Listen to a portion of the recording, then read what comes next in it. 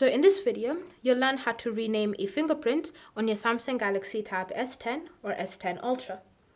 So if you want to give your fingerprints individual names so that it's easy for you to keep track of which fingerprints you've added, then what you're going to do is just to navigate to settings.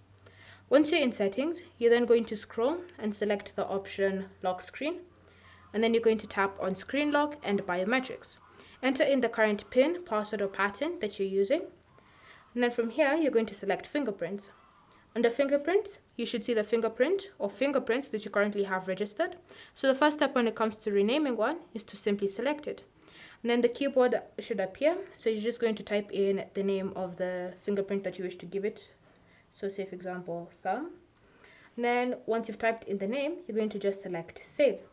You can go ahead and do the same thing for any other fingerprints that you have registered. And then select save. Now you can see you've successfully renamed each of those fingerprints.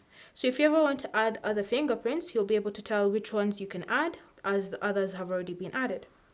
Thank you for watching. If you have any questions or comments, leave them down below and we'll get back to you.